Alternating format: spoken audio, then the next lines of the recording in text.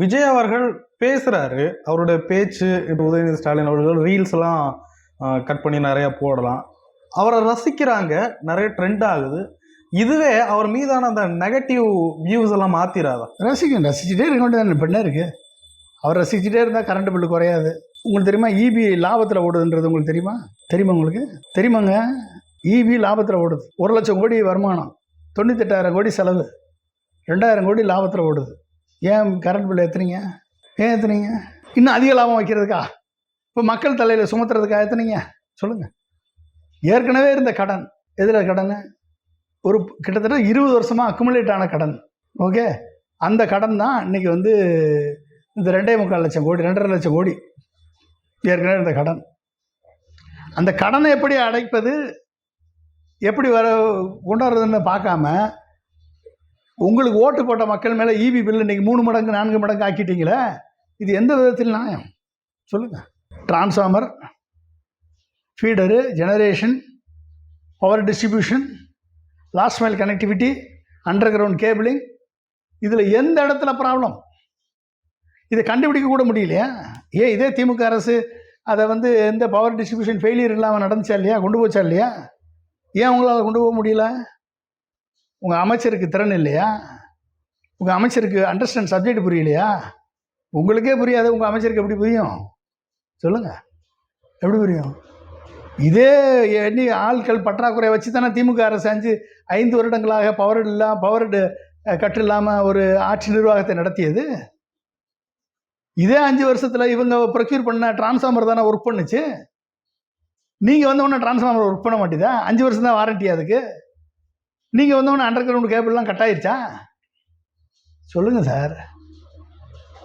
இதே 14,000 man power வந்து பற்றாக்குறையோடு தானே டிஎன்இபி ஃபங்க்ஷன் பண்ணிச்சு கடந்த 5 வருடம். அப்போ எங்கே ப்ராப்ளம் உங்களுக்கு?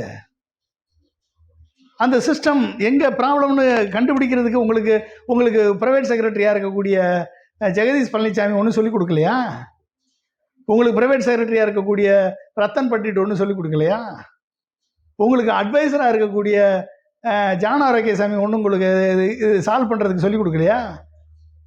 Only IPS IAS posting transfer மட்டும்தான் அவர் பார்ப்பாரா? விஷ்ணு ரெட்டி ஒன்றும் சொல்லிக் கொடுக்கலையா உங்களுக்கு?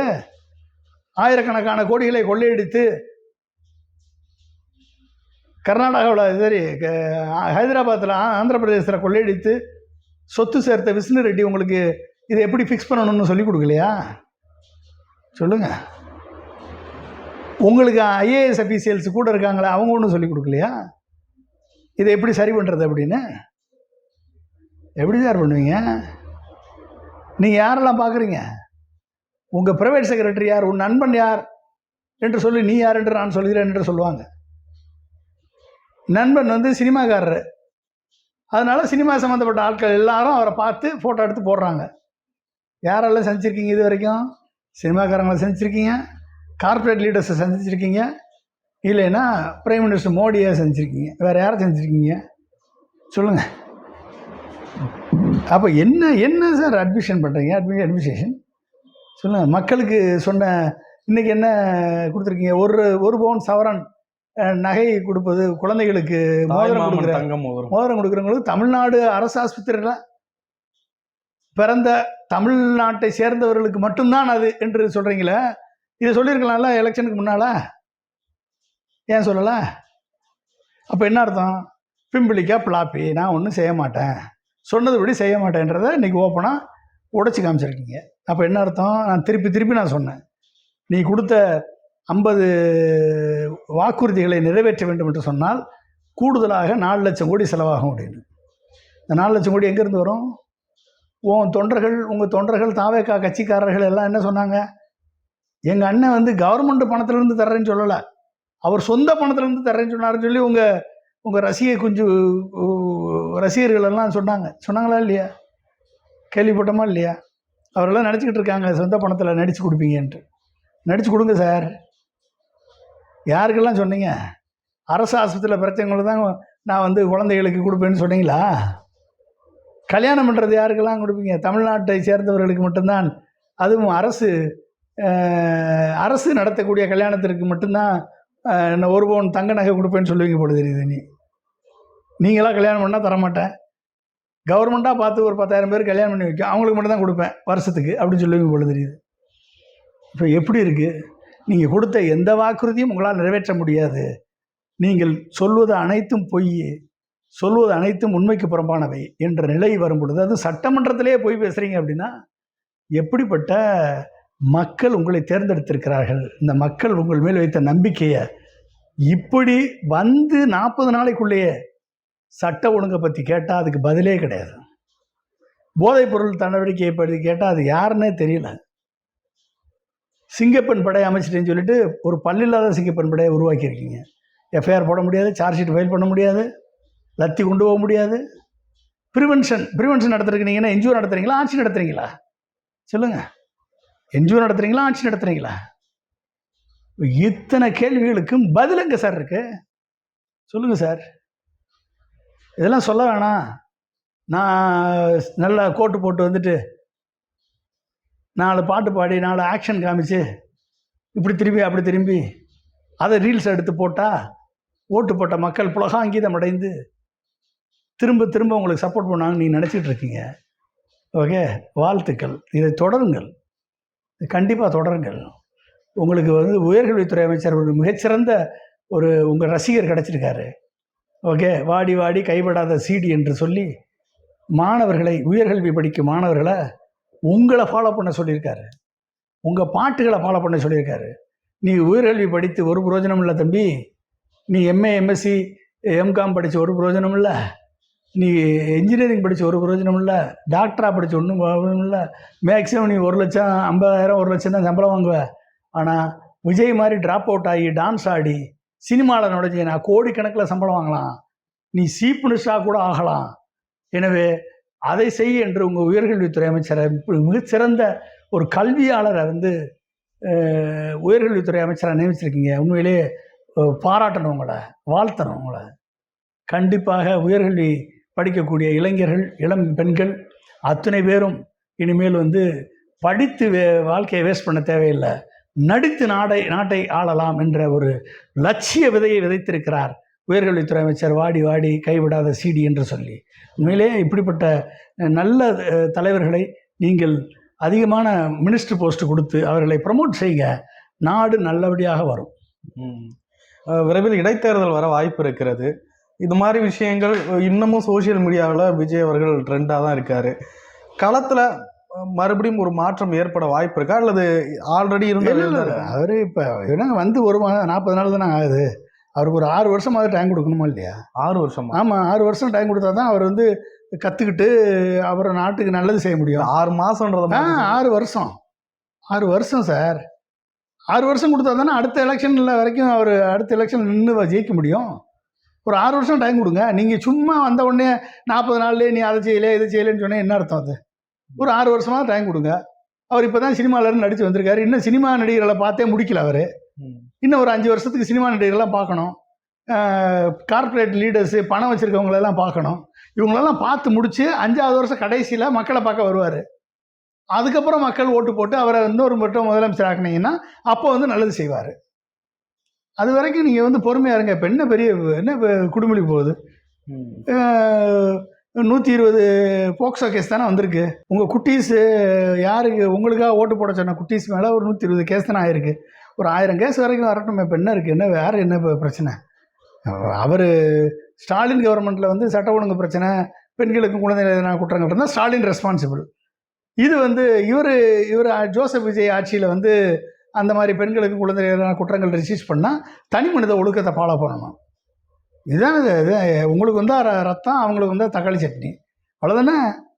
இதை மக்கள் ஏற்றுக்கொண்டு இடைத்தேர்தலில் ஓட்டு போட்டு அதிபெரும்பான்மை பெற வைப்பாங்க.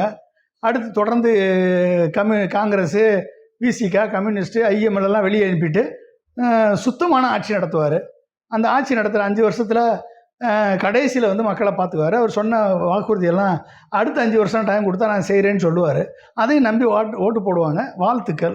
தமிழ்நாடு நல்லபடியாக இருக்க வாழ்த்துக்கிறேன். பொது வேட்பாளர் அப்படின்ற ஒரு அவசியம் இருக்கா வரக்கூடிய இடைத்தேர்தலில்? பொது வேட்பாளர் எதுக்கு? திமுக அதிமுகவும் சேர்ந்து எல்லாரும் ஒன்று சேர்ந்து தாவேக்காவை எதிர்ப்பு. அப்படி ஒன்றும் பெரிய விஷயம் இல்லையே. என்ன இருக்குது? எதுக்கு அப்படி நடந்தால் என்ன தப்பு இருக்குது? சிபிஐயும் சிபிஎம்மும் ஒன்றா சேர்ந்தா ஒன்றும் பிரச்சனை இல்லை. ம்.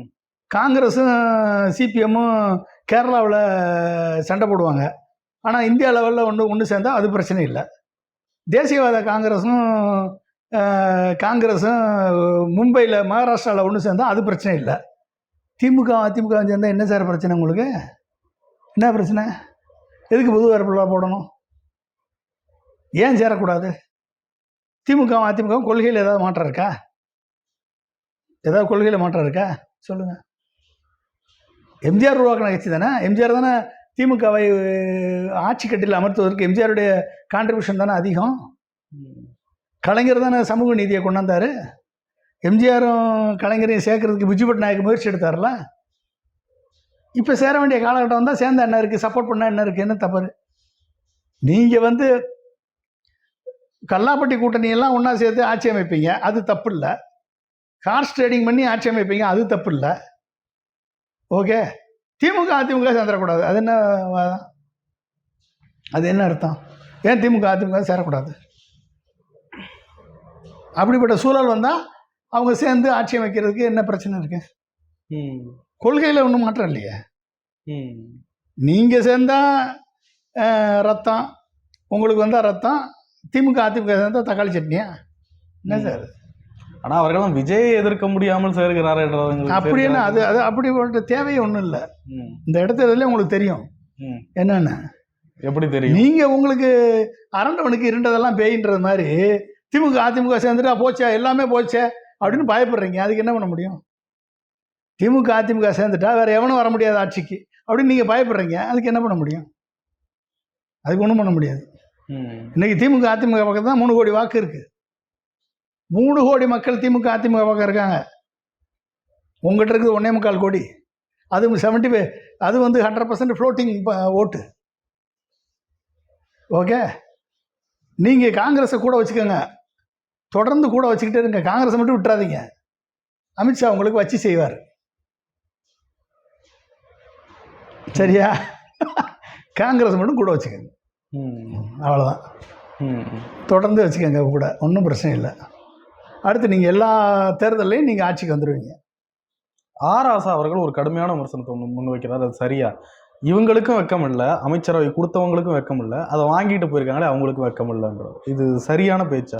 அரசியல்வாதிக்கு என்னங்க வெக்கம் இருக்குது? என்னங்க வெக்கம் இருக்குது? அரசியல்வாதிகளுக்கு பதவிக்காக யார் சென்றாலும் சரி, பதவிக்காக தன் நிலையை மாற்றி யார் சென்றாலும் சரி, அதை அவர்களுக்கு அது இருக்குது என்று சொல்ல முடியாது. வெக்கம் இல்லை என்று என்பது ஒரு உண்மையான ஸ்டேட்மெண்ட் தான். பதவிக்காக தன் கொள்கையை விட்டு கொடுத்து பதவிக்காக செல்பவர்கள் யாரையும் மக்கள் மதிக்க தயாராக இல்லை. ஓகே, மக்கள் இவர்களுக்கு மதித்து ஓட்டு போடுவதை தாண்டி மக்கள் இவர்களை அடுத்த முறை இவர்கள் மக்களை சந்திக்கும் போது மக்கள் இவர்களுக்கு பாடத்தை புகட்டுவார்கள், யாராக இருந்தாலும் சரி. விஜய் அவர்கள் இன்றைக்கு பேசியதை வைத்து உதயநிதி அவர்கள் சினிமாவோடு விட்டு விமர்சிக்கிறார். சினிமா பார்க்குற மாதிரியே இருந்தது, அப்படி இப்படி அப்படின்ட்டு, விட்டா டான்ஸ் ஆடிடுவாங்க போல. அப்படி பேசலாமா? ஒருத்தர் அவருடைய ஸ்லாங்கில் அவருடைய இயல்புல பேசுறாரு, அதை போய் இப்படி விமர்சிக்கலாமா? ஏன் இப்படி தாங்க சினிமா என்னங்க சினிமா ஆக்ஷன் தானங்க பண்ணார் அவர். சார் ஸ்டாலின் அவர்கள் பண்ணது சார். அவர் அப்போ ஸ்டாலின் பண்ணால் விஎஸ் பாபுக்கு போட்டியாக பண்ணி காமிக்கிறாரா? விஎஸ் பாபு இப்படி பண்ணார், விஎஸ் பாபு பேர் வாங்கிட்டாரு அப்படின்னு சொல்கிறதுக்காக இப்படி பண்ணாரா அவர்? யார்? ஜோசப் விஜய் இப்படி பண்ணாரா ஆக்ஷனு? இன்னும் கொஞ்சம் விட்டால் டான்ஸ் கூட ஆடிட்டு வர போல தெரியுது. சரியா? நேச்சுரல் அவரோட இயல்புன்னு எடுத்துக்க முடியாது. எப்படி சினிமா ஷூட்டிங் மாதிரி பேசுகிறீங்க, வசனம் பேசுகிற மாதிரி. இங்கே மனப்பாடம் பண்ணிட்டு இல்லைன்னா எழுதின ஸ்கிரிப்டை பேசுகிற நடையில் எழுதிட்டு இங்கே அப்படியே பார்த்து ஒப்பிக்கிறத வசன நடையோட ஒப்பிக்கிறீங்க. இதிலே தெரியுது நீங்கள் ப்ரிப்பேர் பண்ணிட்டு வரீங்க, ஷூட்டிங் மாதிரி ப்ரிப்பேர் பண்ணிட்டு வரீங்க. அந்த பேப்பர் இல்லாமல் உங்களால் பேச முடியுமா? பேசியிருப்பீங்களா? ஜெயலலிதா பேப்பரை வச்சுக்கிட்டா பேசிகிட்டே இருந்தாங்க. எல்லாரும் டேட்டா வரும்போதும் அந்த பேப்பரை வச்சு பேசுவாங்க. எடப்பாடி பேப்பரை வச்சுட்டா பேசிகிட்டு இருந்தார். டேட்டா வேணும்னா அந்த பேப்பரை வச்சு சொல்லுவாங்க. ஸ்டாலின் பேப்பரை வச்சா பேசிகிட்டு இருந்தார். தேவைப்பட்டால் டேட்டா சொல்லணும்னா ஐஏஎஸ் பேப்பர் வாங்கி பேசுவாங்க. நீ என்டையர் ஸ்கிரிப்டே பேப்பரில் படிச்சுட்டு ஒப்பிக்கிறீங்களே சினிமாவில் ஷூட்டிங் நடத்துன மாதிரி. அப்போ அது கரெக்டாக தானே, விமர்சனம் பண்ண தானே செய்வாங்க. அதில் என்ன தவறு இருக்கு? ம். சொல்லுங்கள், என்ன தவறு இருக்கு? ம். உதயநிதி ஸ்டாலின் அவர்கள் வெளியில் வந்து விஜய் அவர்களை சரமாரியாக விமர்சிக்கிறாரு. விஜய் அவர்கள் ஒரு குட்டி கதை ஒன்று சொன்னாராம், எங்கள் அப்பா உங்கள் அப்பாவை காணும் அப்படின்ட்டு. அவர் யாரையும் குறிப்பிட்டு எதையுமே சொல்லலை. அதுக்கு வந்து ஒரு கடுமையான விமர்சனங்கள் கிளம்புது. என்ன அப்பாவை காணோம்னா என்ன, யாரை சொன்னார்? ஸ்டாலினே சொன்னார். இது என்ன சின்ன பிள்ளை கூட தெரியாதா? அவையில் இல்லாதவரை கேவலப்படுத்துகிறாரு அவர். அவையில் இல்லாதவரை கேவலப்படுத்துகிறாரு. 5 நிமிஷம் பேசுனதுக்கே குளத்தூர் எப்படி டான்ஸ் ஆடிச்சுன்னு தெரியுமா அப்படின்னு சொல்லி கேவலப்படுத்துகிறாரு. சரியா? ஒரு 50 ஆண்டு கால பொது வாழ்க்கைக்கு சொந்தக்காரர் முத்தமிழறிஞர் கலைஞர் அவர்களை கருணாநிதினு உள் வன்மத்தோட வெளிப்படுத்துறாரு, பேசுறாரு. பேசிட்டு உள் வன்மம் ஃபர்ஸ்ட் என்ன இருக்கு, நீங்கள் எந்த அளவுக்கு அவரை வந்து வன்மமாக வச்சிருக்கீங்கன்றது வெளிப்படுத்திருச்சு. உள்ளே இருக்க தானே வெளியே வரும். கருணாநிதினு சொல்லிட்டு அதுக்கப்புறம் சாரி கலைஞர்ன்றீங்க. எம்ஜிஆர் அரசியல் எதிரியாக கருதிய எம்ஜிஆர் கருணாநிதினு சொன்னது கிடையாது, தெரியுமா? அப்படிப்பட்ட எம்ஜிஆரே வந்து போற்றி கலைஞர் கருணாநிதியை இன்னைக்கு நீங்கள் கருணாநிதின்னு சொல்கிறீங்க. ரைட்டு, சொல்லுங்கள், பேர் தானே, அதில் என்ன இருக்குது, சொல்லலாம். ஆனால் உங்களுடைய வன்மம், நீங்கள் யார், எப்படிப்பட்ட வன்மம் கொண்டவர் என்பது வெளிப்பட்டிருக்கு. இது வெளிப்பட்டிருக்கு, அவ்வளோதான். It shows. இன்னொரு முக்கியமான விஷயம், பார்ட்டி ஃபண்டுன்னு சொன்னார். அதை எதிர்த்து திமுக வெளிநடப்பு பண்ணுச்சு. பார்ட்டி ஃபண்டுன்னா என்ன? பார்ட்டி ஃபண்டு எந்த பார்ட்டி? பார்ட்டி ஃபண்டை வாங்கினது யார், ஆதாரம் இருக்கான்னு கேட்டார். யார்? உதயநிதி கேட்டார். இவர் என்ன சொன்னார்? பார்ட்டி ஃபண்டு, அந்த பார்ட்டி ஃபண்டை வந்து நான் கஜானாவுக்கு திருப்பியிருக்கேன்னாரு. எத்தனை ஜிஎஸ்டி கட்டி திருப்பினார் பார்ட்டி ஃபண்டை? பார்ட்டி ஃபண்டை என்னது? லஞ்ச பணம் தானே அது. பார்ட்டி ஃபண்டா லஞ்ச பணம் தானே. அந்த லஞ்ச பணத்தை வாங்கலேன்னு சொன்னால் நீ தூய சக்தி. அந்த பார்ட்டி ஃபண்டை நான் கஜானாவுக்கு திருப்பியிருக்கேன்னு சொன்னால் ஜிஎஸ்டி கட்டி திருப்பினியா அந்த பார்ட்டி ஃபண்டை? அப்போ நீ லஞ்சம் வாங்கியிருக்கியா? சொல்லுங்கள். பாட்டிலுக்கு 10 ரூபான்னு சொன்னீங்க. 10 ரூபாய்க்கு ஆயிரக்கணக்கான கோடி வருது. ஒட்டுமொத்த கோடியையும் செந்தில் பாலாஜி தான் அடிக்கிறாரு. அந்த பணம் வந்து ஸ்டாலின் வரைக்கும் போகுது. ஸ்டாலின் டேக்ஸ்ன்னு சொன்னீங்க. இன்றைக்கி பாட்டிலுக்கு 20 ரூபா 30 ரூபா அடிக்கிறானே உங்கள் ஆட்சியில். தடுக்க முடிஞ்சுதா உங்களால்? நீங்கள் தூய சக்தியா? சொல்லுங்கள். சரி, பார்ட்டி ஃபண்டை வாங்காமல் நான் ஒழிச்சிட்டேன்னு சொன்னால் நீ தூய சக்தி. பார்ட்டி ஃபண்டை வாங்கி நான் கஜானாவுக்கு திருப்பியிருக்கேன்னு சொல்கிறீங்க. ஓப்பனாக ஒத்துக்கிறீங்க நாங்களும் லஞ்சம் வாங்கியிருக்கோம்னு. ஓப்பனாக சட்டசபையில் ஒத்துருக்கீங்க. பார்ட்டி ஃபண்டை வாங்கி நான் கஜானாவுக்கு திருப்பியிருக்கேன்னு. கஜானாவுக்கு திருப்பினா ஜிஎஸ்டி கட்டி திருப்பினீங்களா, இல்லை நான் டேக்ஸ் ரெவன்யூவில் திருப்பினீங்களா, இல்லை ட்ரெஷரியில் எங்கே போய் வரவு வச்சிங்க? ஏதாவது சொல்ல முடியுமா உங்களால்? நீ என்ன பேசுகிறேன்னு தெரியாமல் பேசுகிறீங்க மிஸ்டர் ஜோசப் விஜய் முதல்வர் அவர்களே. என்ன பேசுகிறேன்னு தெரியாமல் பேசுகிறீங்க. சட்டமன்றத்தில் வந்து ஓப்பனாக ஒரு லஞ்சம் வாங்கினேன்னு சொல்லியிருக்கீங்க, அக்செப்ட் பண்ணியிருக்கீங்க. இப்போ என்ன பேசுகிறேன்னு தெரிஞ்சு பேசுவாங்க. வீராவேசமாக பேசினா போதுமா? சினிமா நடையில் பேசினா போதுமா? ஷூட்டிங் எடுத்தது மாதிரி பேசினா போதுமா? என்ன பேசுகிறோம் அப்படின்றத உணர்ந்துல பேசணும். அப்போ பார்ட்டி ஃபண்டை லஞ்சம் வாங்குறதை ஒத்துக்கிறீங்க. பாட்டிலுக்கு 10 ரூபா வாங்குறது நாங்கள் 20 ரூபா வாங்குறோம்னு ஒத்துக்கிறீங்க. ஓகே, என்ன சொல்ல வரீங்க நீங்கள்? What is that you are trying to say? விவசாயிகளுக்கு வந்து நான் என்ன சொன்னார் விஜய் சொன்னார், என்ன சொன்னார்? விவசாயிகளுக்கு 5 ஏக்கருக்கு குறைவாக இருக்கக்கூடிய விவசாயிகள் பயிர்க்கடன் ஒட்டுமொத்தமாக தள்ளுபடி செய்யப்படும் 100%. 5 ஏக்கருக்கு மேலே இருக்கவங்களுக்கு 50% தள்ளுபடி செய்யப்படும் சொன்னது யார்? விஜய்.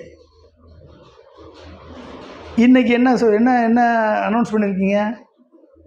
இன்றைக்கி நிலத்தை உச்சவரம்பாக கொள்ளாமல் வாங்கின கடனை உச்சவரம்பாக கொண்டு 75,000 லோன் வாங்கினவங்களுக்கு தள்ளுபடி, முழு தள்ளுபடி, அதுக்கு மேலே லோன் வாங்கினவங்களுக்கு கிடையாது என்று சொல்லி விவசாயிகளின் வயிற்றில் அடித்து 100% விஜயை நம்புங்கள். எது ப்ராக்டிக்கலோ, எது ஃபீஸிபிளோ, எது பாசிபிளோ, எது செய்ய முடியுமோ அதை மட்டும்தான் இந்த விஜய் செய்வான் என்று சொல்லி வாக்குறுதி கொடுத்த விஜய் அவர்கள் இன்றைக்கு அந்த வாக்குறுதியை காற்றில் போட்டு மிதித்து விவசாயிகளின் வயிற்றில் அடித்திருக்கிறார். விவசாயிகள் போராட்டம் பண்ணுறாங்க, அதை திமுக தூண்டி விட்டதுன்னு சொல்லி ஓப்பனாக வந்து போய் சொல்லியிருக்கீங்க. நீங்கள் ஏமாத்திருக்கீங்க விவசாயிகளை, இன்றைக்கி ஓப்பனாக வந்து போய் சொல்கிறீங்க. அப்போ என்ன அர்த்தம்? இல்லை, அது சொன்னது விஜய். இப்போ ஆட்சியில் இருக்குது ஜோசப் விஜய். அதனால் அவர் சொன்னது இவருக்கு இவரை கண்ட்ரோல் பண்ணாது அப்படின்னு சொல்லலாமா? அவர் சொன்னது விஜய், ஆட்சியில் இருக்குது ஜோசப் விஜய். விஜய் சொன்னதுக்கு ஜோசப் விஜய் எப்படி பொறுப்பாவார் அப்படின்னு சொன்னாலும் சொல்லுவாங்க. ம். புரிஞ்சுக்கிட்டீங்களா? சரி, அப்போ விவசாயிகள் ஆயத்தில் அடிச்சிட்டிங்க. சரி, அடுத்து என்ன? தமிழ் ஆளுநர் உரையில் மும்மொழி கொள்கையை எதிர்ப்போம், இருமொழி கொள்கையை பாதுகாப்போம், நியூ எஜுகேஷன் பாலிசியை உள்ளே வர விட மாட்டோம், சமஸ்கிருதத்தை நுழைய விட மாட்டோம் சொன்னது யார்? ஜோசப் விஜய். 5 கொள்கை தலைவர்களை லட்சியமாக வந்து சமூக நீதியை, மதச்சார்பின்மையை நாங்கள் போற்றுவோம் சொன்னது விஜய். ஓகே, இது ஒரு சைடில் விஜய் சொன்னார், இன்னொரு சைடில் ஜோசப் விஜய் சொன்னார். சரிங்களா? ஆனால் என்னாச்சு? 1000 பள்ளிகளுக்கு, சிபிஎஸ்சி பள்ளிகளுக்கு அண்டர் கிரவுண்ட் வழியில், கொல்லைப்புற வழியில் உங்கள் ராஜ்மோகன், பட்டிமன்ற பேச்சாளர் அமைச்சர் ராஜ்மோகனை வச்சு நீங்கள் வந்து கொல்லைப்புறத்தில் ஓப்பன் பண்ணி விட்டீங்க. 1000 சிபிஎஸ்சி பள்ளிகள் வந்தால் மும்மொழி கொள்கை உள்ளே வந்துருச்சு, நியூ எஜுகேஷன் பாலிசி உள்ளே வந்தாச்சு, பிஎம்சிடி உள்ளே வந்துடும். அடுத்து என்ன வரும்? சமஸ்கிருதம் உள்ளே வரும், தமிழ் தூக்கி வெளியேறியப்படும். முடிஞ்சு போச்சு. அப்போ நீங்கள் எந்த இதில் வந்து மத்திய ஒன்றிய அரசனுடைய இந்த மொழிக் கொள்கையை எதிர்த்து போராடுறீங்கன்னு சொல்கிறது எந்த வேளையில் உண்மை? இது பேர் தூய சக்தியா? இதை பார்த்து கொண்டு வாளாக இருக்கக்கூடிய கட்சிகள், ஆதரவு கொடுக்கக்கூடிய கட்சிகள், காங்கிரஸ் பார்த்து கொண்டு வாழ இருக்கக்கூடிய கட்சி விசிகா, கம்யூனிஸ்ட்டு அண்டு ஐஎம்எல், இத்தனை கட்சிகளும் பார்த்துக்கிட்டு சர்வ நாடியும் பொத்திக்கிட்டு ஐயா எங்களுக்கு இப்போ மந்திரி பதவி கொடுத்துட்டாரு அப்படின்னு சொல்லிட்டு ஆதரவு கொடுத்துட்டு உட்காந்துருக்காங்க. அவர்களை எப்போ காலி பண்ணிட்டு நம்ம 12 சீட்டு ஜெயிப்போம் அப்படின்னு உங்கள் ஆதவர்ஜனா பிளான் போட்டுட்ருக்காரு. ஓகே, இதுதான் நீங்கள் மொழிக் கொள்கையை காப்பாற்றுற லட்சணமா? சொல்லுங்கள். இன்னொரு உண்மையை சொல்கிறார். என்ன உண்மை அப்படின்னா, 2022 சென்டினரி செலிப்ரேஷன் நடக்கும் பொழுது கலைஞர் கருணாநிதி அவர்களது படத்திறப்பு விழாவுக்கு வந்த ஜனாதிபதி வந்தப்போ தேசிய கீதத்தை முதல்ல பாடிட்டாங்களாம். அதுக்கப்புறம் தமிழ் தாய் வாழ்த்து 2ஆம் இடத்துக்கு போயிட்டதான். முதல்ல புரோட்டோக்கால்னால் என்னென்னு இப்போ தெரிஞ்சுக்கோங்க மிஸ்டர் ஜோசப் விஜய். புரோட்டோக்கால் என்ன தெரியுமா? பிரசிடெண்ட் அண்டு கவர்னர் வந்தால் ஆன் அரைவல், ஆன் டிபார்ச்சர் 2 நேரத்துலையும் தேசிய கீதம் பாடப்பட வேண்டும். இதுதான் புரோட்டோக்கால். புரிஞ்சுட்டிங்களா? கவர்னர் வரும்போதும் வந்து சட்டசபையில் இறங்கின உடனே ராயல் சல்யூட் கொடுத்து போலீஸ் வந்து தேசிய கீத பேண்டு வாசிக்கும். முடிஞ்சு ஒரு ஓட்டம். சட்டசபைக்குள்ளே போய் ஃபங்க்ஷன், சட்டசபையினுடைய நிகழ்ச்சி ஆரம்பிக்கிறப்ப தேசிய கீத தமிழ் தாய் வாழ்த்து பாடுறது தான் தமிழ்நாட்டுடைய மரபு. அங்கே தேசிய கீதம் பாடணும்னு அவசியம் கிடையாது. அங்கே உங்கள் கவர்னர் தேசிய கீதம் பாட வச்சார். உங்களை பாட வச்சுட்டு கடைசியில் தேசிய கீதம் பாடணும், அது நார்மல். ஆனால் அங்கே தேசிய கீதம் பாட வச்சார். தமிழ் தாய் வாழ்த்து பாடிட்டு தேசிய கீதம் பாட வச்சார். வச்சுட்டு போய் ட்விட்டரில் என்ன போட்டார்? இன்றைக்கு தான் ஹிஸ்டாரிக் டே, தேசிய கீதம் பாடிவிட்டோம், அதனால் நான் முழுமையாக வாசித்து விட்டேன் என்று சொல்லி கவர்னர் தன் வெற்றியை பறைசாற்றும் பொழுது உங்கள் தோல்வி பட்டவர்த்தனமாக தெரிகிறதா இல்லையா? நீங்கள் காலில் விழுந்த லட்சணம் தெரிகிறதா இல்லையா? நிறைய விஷயங்களை பயந்து ரொம்ப நன்றி. மிக்க நன்றி.